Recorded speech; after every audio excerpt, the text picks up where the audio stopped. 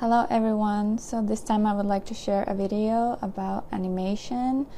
It has been a long time since I did any kind of animation, so I was quite happy to receive some questions about animation and how to manage some detail during animation. So thank you very much, Gabriella, for your questions.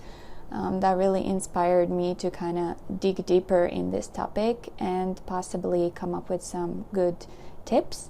And I feel like I did have some breakthrough moments where I came across several properties that really helps to keep the simulation stable and all the details and layers stable during animation.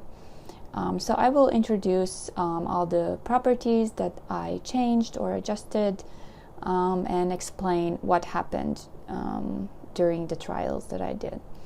So what I worked with is this very simple dress. So it has a fold up at the hem, it has facing at the sleeves, and also it has double layer pocket. And this pocket is not attached to the body, which is quite common for this type of dresses, and it is really difficult to animate something like this because those pockets have their own life at the end of the day. They are just living their own life, floating around, colliding with everything, so it was really a pain to keep them stable. But at the end, I felt like in the animation, the pockets really, the pockets really move like in real life. Because I have a similar dress like this where I have this type of pocket, and it always ends up at the back when I walk. So it never really stays here because it's not attached to anything. So when I walk, it kind of naturally flows to the back. So the same thing happens in animation too. And unless you sew it to this body piece or you add some bridge between both pieces, there is no other way I could found how to keep the pockets staying in front. Anyway, so let's start with the fabric. So for this item I used silk knit jersey, which is quite flowy, and basically when you select it, these are the default properties. So I did adjust the physical properties of the fabric. First of all, the stretch value here is on 0 and the stretch values are quite low. So I did adjust them a little bit. So I added stretch at least some number 5. Well, it was just a random decision. I can't say whether that really has that significant impact, but I felt like the fabric became a little bit more stable once I changed it to 5. Then all these buckling values are on 0, and I realized that if I put buckling stiffness on a higher value, then the wrinkles, they don't kind of get crunchy. And as you know, when you have these very flowy fabrics, the fabric does not create some kind of horizontal crunchiness or wrinkles. It is really very vertical, like this. So if this stiffness was on 0, the fabric was creating wrinkles in all directions and the fabric really looked very crunchy. So I changed it to high value, and I noticed that, okay, it does get a little bit stiffer, but the wrinkles are very nice and clean.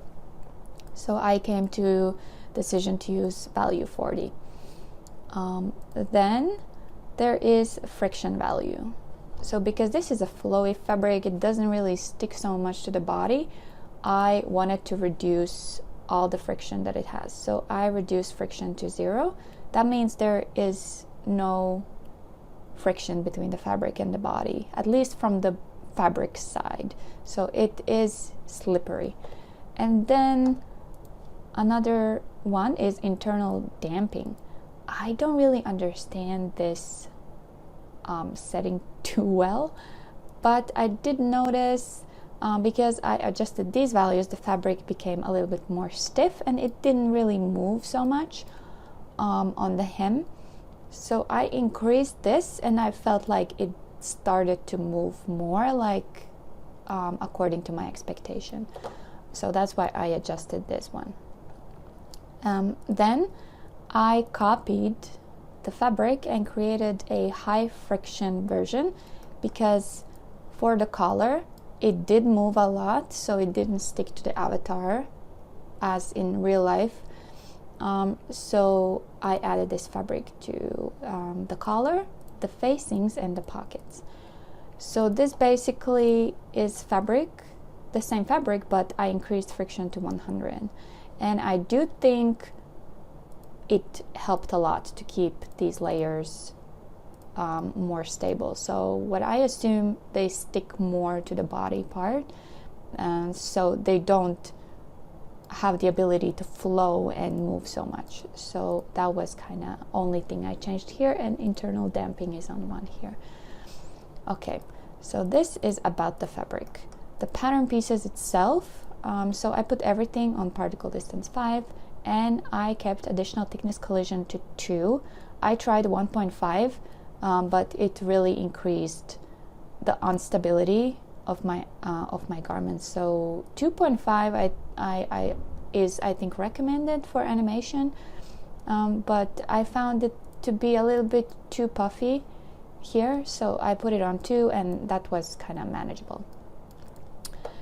And another thing, I didn't use any sublayers or layers, just because sometimes when you leave a sublayer,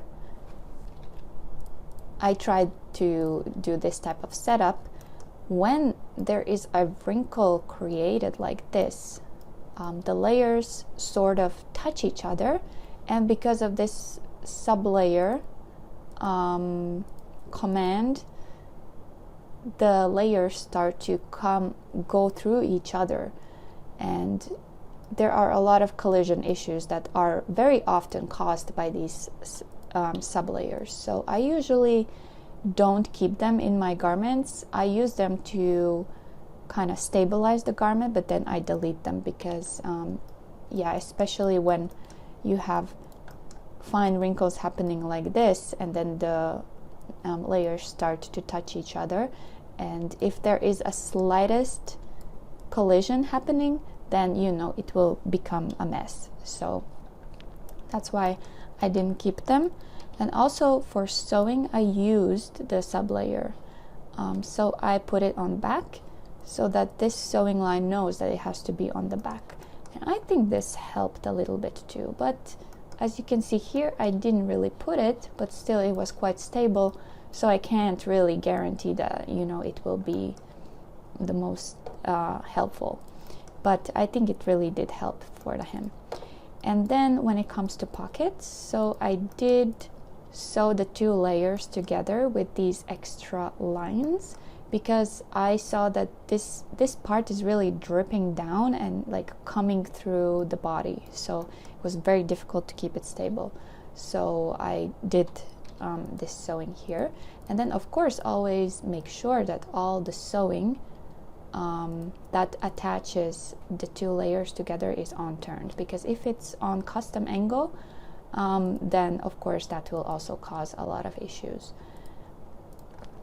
Okay, and then also it's important to have this sewing line here, top pocket bag to body. This should be on turn too, and also these 2 sewing lines, so that helps a lot.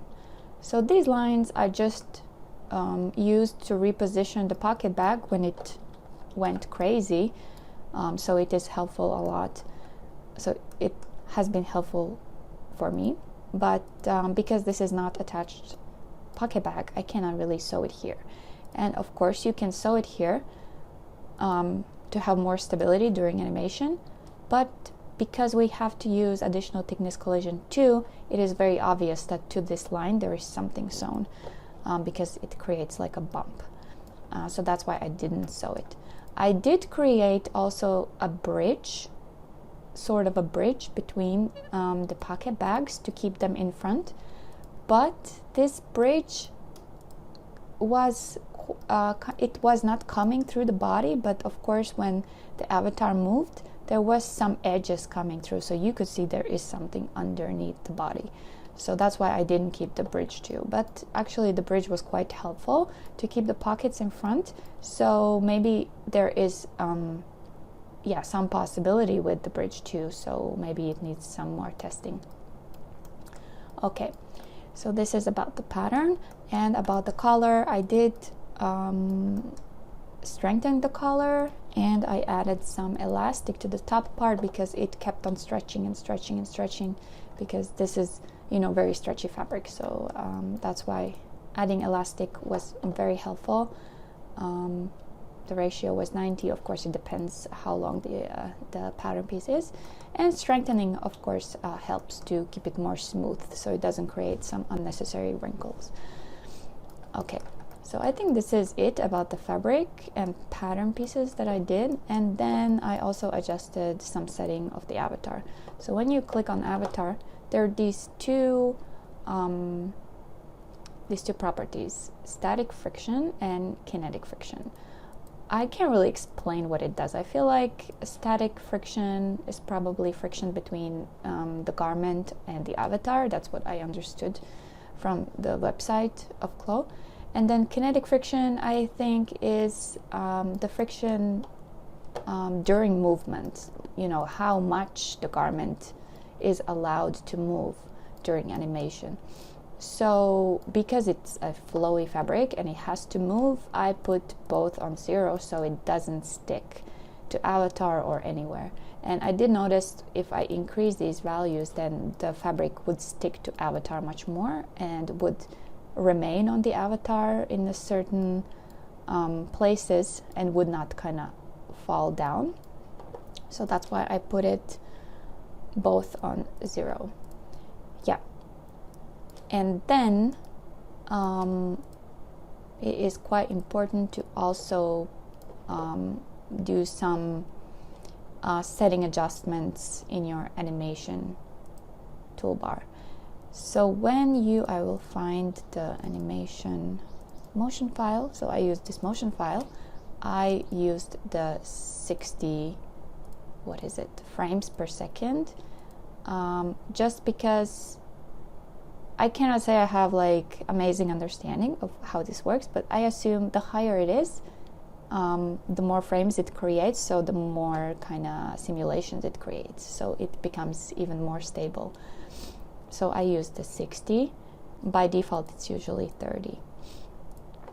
And then, of course, I didn't do the transition part in the simulation because I didn't want to wait for the transition and walking here and taking a turn. So I just started from this position where she's already oh no, this is too far. Okay, I will go a few steps back.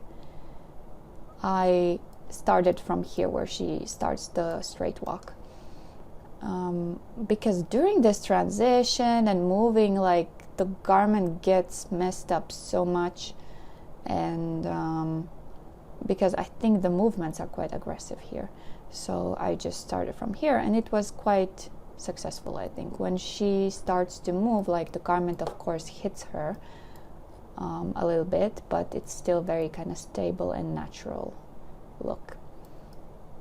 And then also, of course, change the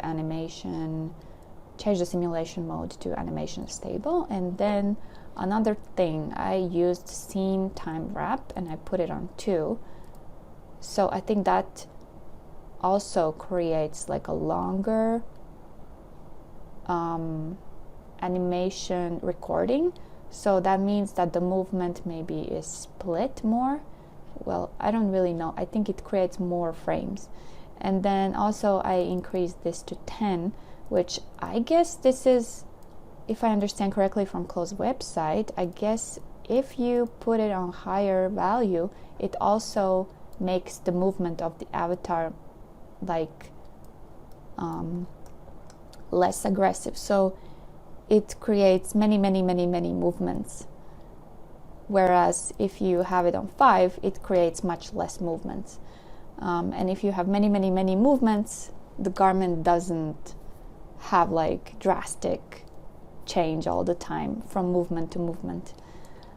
So I honestly have no idea if I'm explaining it well at this point, because there are these 3 settings, like the frames per second that I changed, this one, I don't even know how this is called, and the scene time wrap. I don't really understand the connection. But I tried several values here, and I really noticed that if you put this on 10, the simulation is much better, and if you put this on 2, the simulation is much more stable. So these are the settings that I can suggest you to play with. And at the end, I'm like really happy about the result, because everything is so stable. There's no layer collisions anywhere, and this fabric is super drapey and delicate, so even in general simulation it can cause issues. So seeing that in animation it is so stable and smooth, I was very happy to see this. But as I mentioned before, once the movement has been for a longer time, the pockets started to go backwards. But it does happen in real life too, so it is kind of accurate. Yeah. Anyway, this was so much fun, and I hope some of the tips that I show you here might be useful for you if you want to simulate these really delicate and flowy fabrics. And I think I can't say it's absolutely perfect. Some wrinkles here I don't really like, but I think this is the best result that I have achieved by adjusting so many values so many times. Yeah, so if you have any questions or any comments or any tips too, feel free to let me know. Thank you very much for watching. Bye.